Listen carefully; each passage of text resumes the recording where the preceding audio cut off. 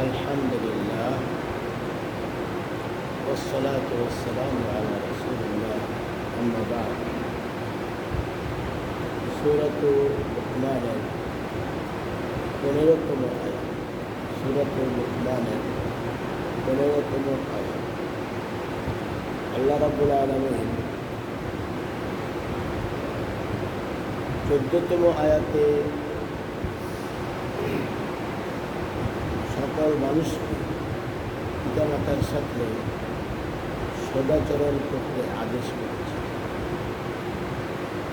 আল্লাহ বলেছেন, ওয়াসাইনাল ইনসানা বিওয়ালিদাইহি, আমি মানুষকে তার পিতামাতার সাথে সদাচরণ করতে আদেশ দিয়েছি।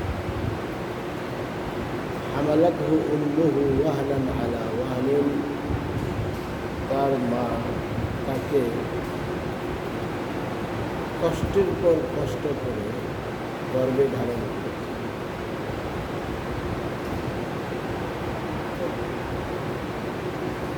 হামলুহু ওয়া ফিসালুহু ফি আমাইন, আর তার দুধ ছাড়ানো হয় 2 বছর, আর দুধ ছাড়ানো হয় 2 বছর। এরপর আল্লাহ বললেন, আনিস করবি, কাজেই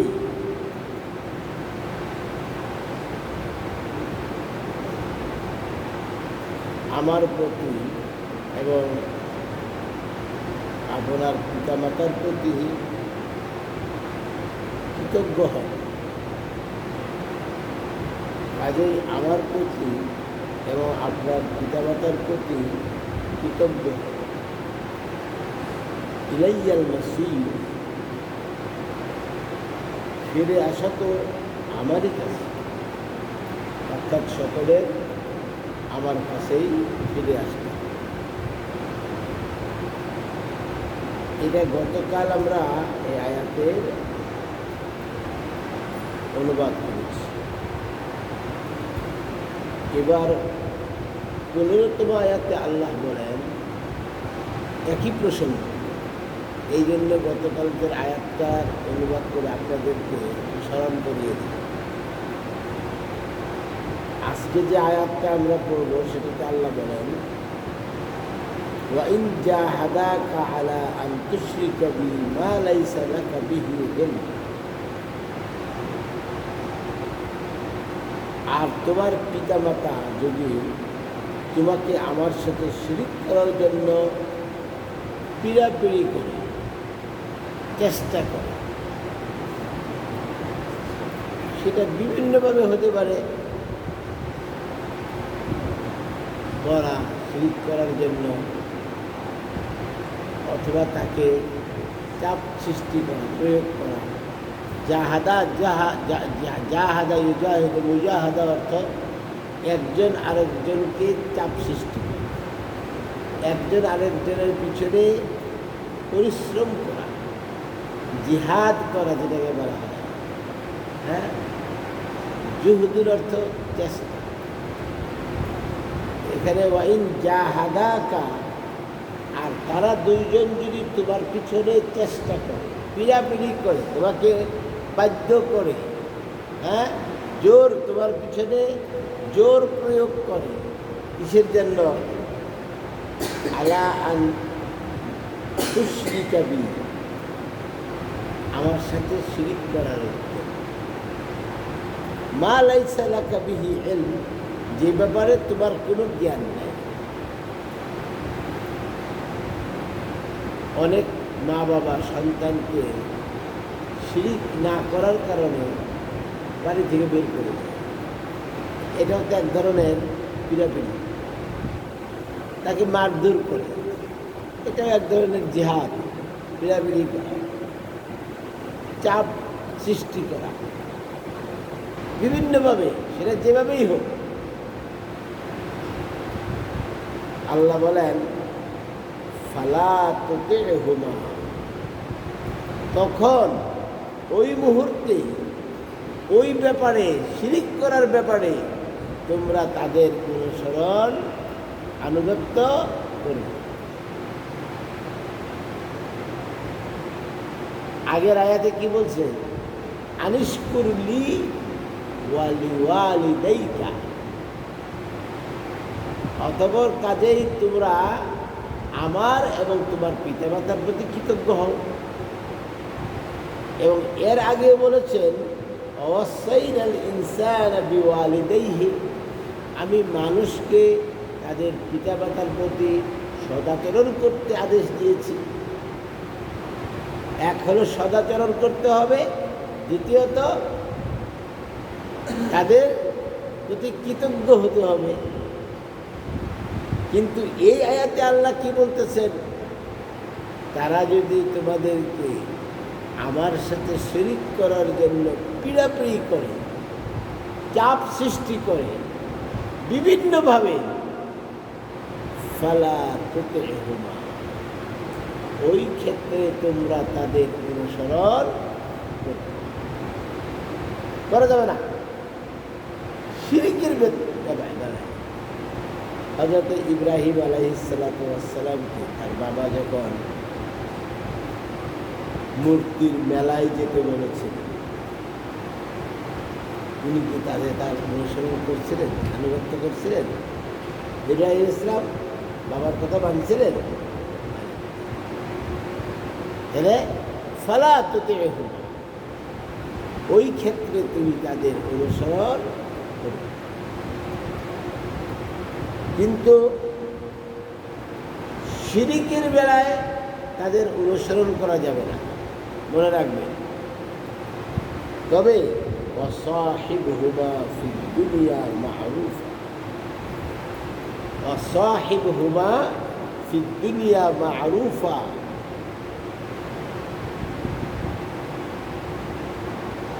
এবং দুনিয়াতে তাদের সাথে বসবাস করবে সৎভাবে।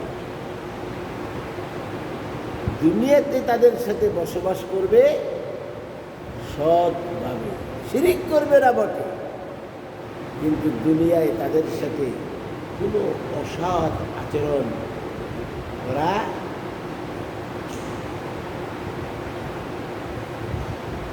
তাদের অন্যান্য কথাবার্তা মানা, তাদের আদেশ মানা, নিষেধ মানা, হ্যাঁ,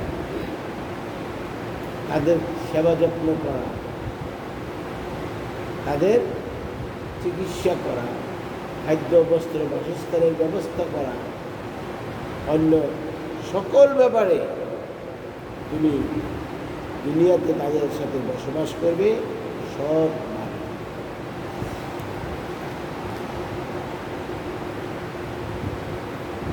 এবং তাদের সাথে দুনিয়ায় বসবাস করতে গিয়ে ওয়াত্তাবি' সাবিলা মান আনাবা ইলাইহি, আর যে আমার দিকে প্রত্যাবর্তন করেছে, আবার আমার অভিমুখী হয়েছে, যে আমার অভিমুখী হয়েছে, তুমি তার রাস্তায় অনুসরণ করবে।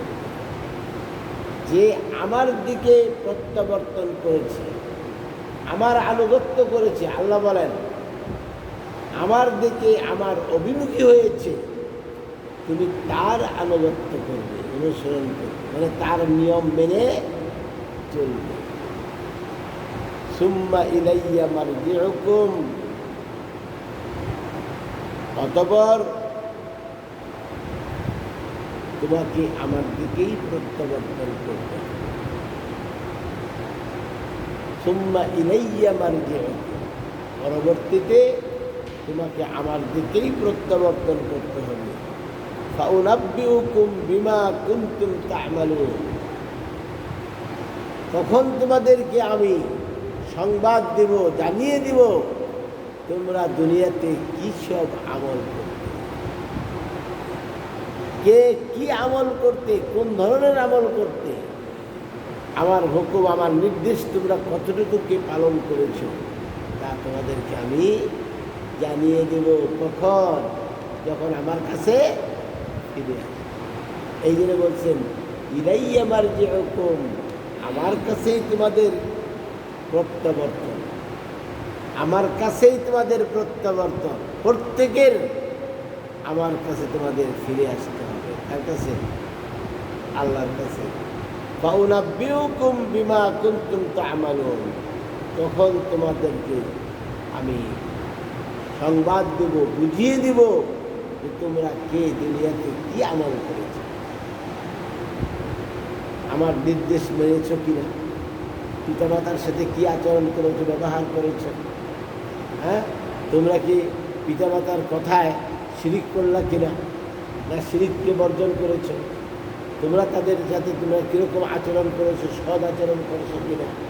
হ্যাঁ, সাহিবহুমা ফিদ দুনিয়া মা'রুফা, এগুলো আমি তোমাদের, যখন তোমরা আমার কাছে প্রত্যাবর্তন করবে তখন আমি তোমাদেরকে তোমাদের দুনিয়ার আমল সম্পর্কে জানিয়ে দেব। উনাব্বিউকুম, হ্যাঁ, আমি তোমাদেরকে অবহিত করব। কখন অবহিত করব? পরকালীন জীবনে। পরকালীন জীবনে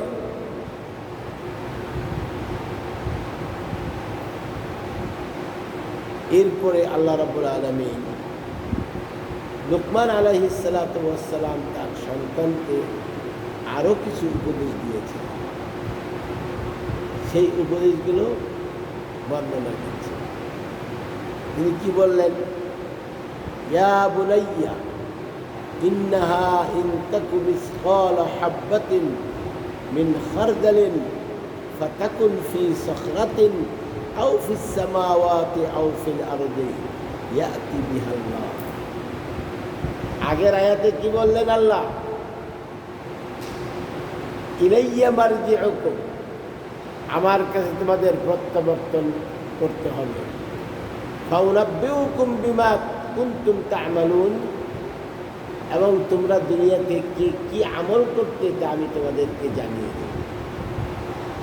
এখন সন্তানকে লুকমান আলাইহিস সালাম এই ব্যাপারে একটা উদাহরণ দিচ্ছে, আরো ক্লিয়ার করতেছেন সন্তানের জন্য। কি বলেন? হে আমার প্রিয় বৎস, নিশ্চয়ই তা অর্থাৎ পাপ অথবা পুণ্য, মানুষ জীবনে দুনিয়াতে কি করে? হয় পাপ করে অথবা পুণ্য করে। কি বলেন?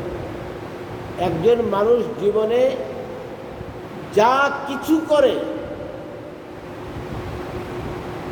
কল্পনা পর্যন্ত, মনের কল্পনা পর্যন্ত, কথাবার্তা, সমস্ত কাজকাজ, সকল কথাবার্তা, সকল আচরণ কয় প্রকারের? দুই প্রকার। হয় সেটা পাপের কাজ অথবা নেকির কাজ।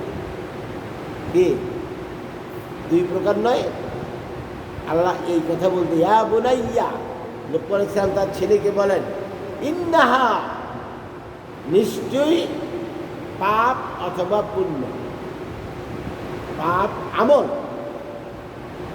ইন্নাহা বলতে নিশ্চয়ই আমল। আমলটা দুই ধরনের, পাপ অথবা পুণ্য।